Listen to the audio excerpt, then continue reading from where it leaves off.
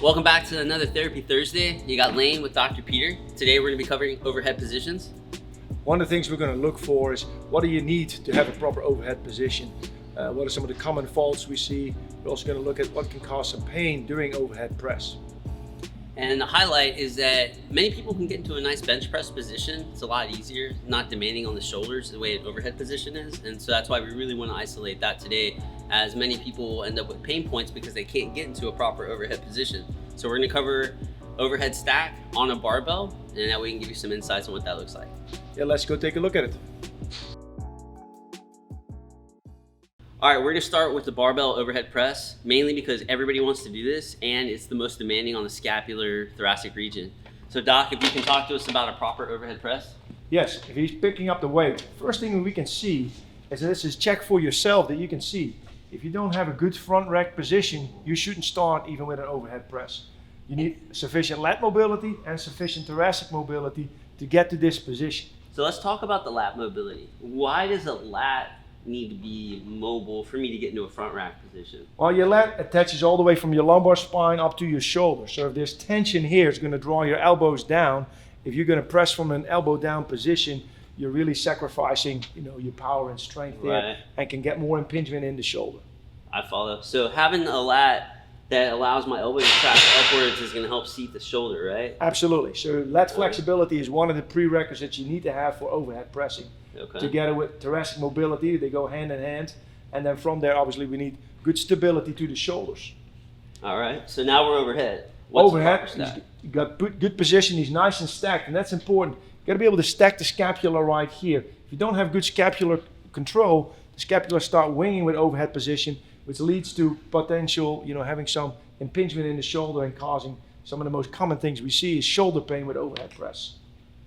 And I've also learned a lot about when people go to overhead press that they try to make space. One of the things I see people do is like a standing incline bench press. They kind of... Yes.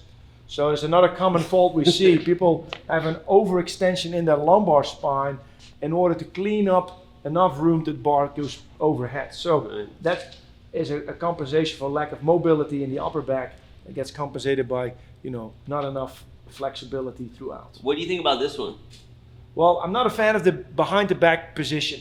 It really will bring out all the faults. If you don't have strength, don't have mobility, and any of these areas that we discussed, you're going to come out with difficulties. And really the risk is great, but the reward is minimal. I can see it for maybe some bodybuilders to really isolate certain parts of the shoulder. But for most people, they should stay away from behind the back, arching with Gotcha. the barbell. All right, so we understand what a proper stack with the barbell looks like. So if I can't get into that, what can we do?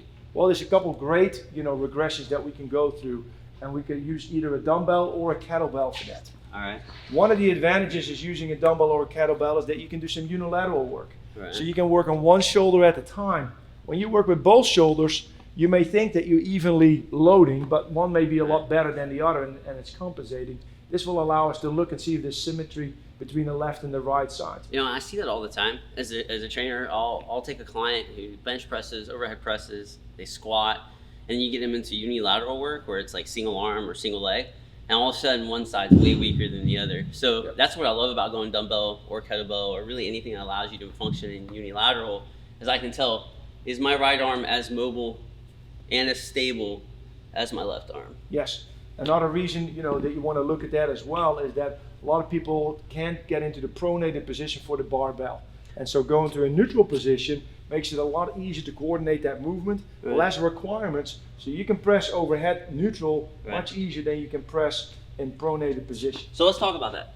All right, so you say that, this highlights what we were talking about a minute ago, the barbell being so demanding on the shoulder scapular region. What is happening with the elbow, the wrist, the shoulder complex that is allowing me to find a proper position if I have a lack of mobility in the shoulder, the scapulothoracic region?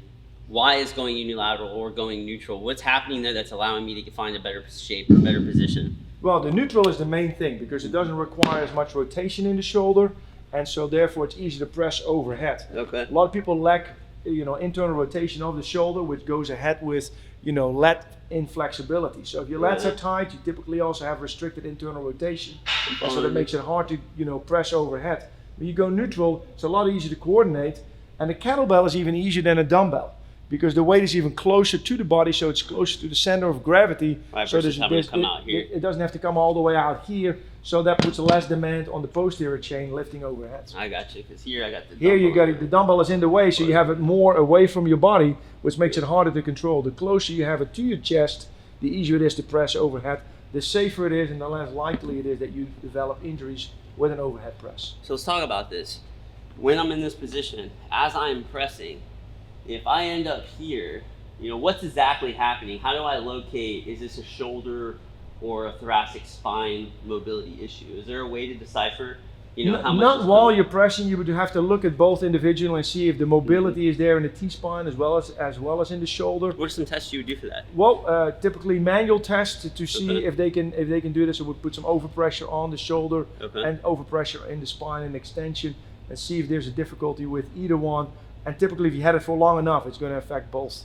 And so it's important to check that out. But typically what you find is people that have limited flexion, they press more anterior. While people that have limited thoracic extension tend to arch more to compensate that way. Interesting. So just kind of a rule of thumb that I can pull from that, although everybody's different, is that if I find that if I go to press and I'm wanting to push the weight out in front of me, it's possible that I don't have enough shoulder mobility flexion or strength to establish good shoulder flexion. Yep. Whereas if I notice my arms wanting to go up but I'm leaning back to create the space, it could be indicative that my thoracic doesn't have enough region doesn't have enough extension in it. So those are kind of like areas to hone in on, although it's hard to say if anything is absolutely. Without a good mobility assessment, definitely is a problem, but it's key that you monitor that. And then you can regress to that. If it's hard to press straight overhead, you can do, let's say with a landmine, a more anterior press, which is more comfortable on the shoulder, still work the shoulder without putting the demand on it to go to full flexion. I follow. All right, so we've covered points of performance. Yep. We've talked a little bit about some of the flaws that we find. What if I'm experiencing pain? What are some of the most common areas that you see people localizing pain and some of the causes for that? Yeah.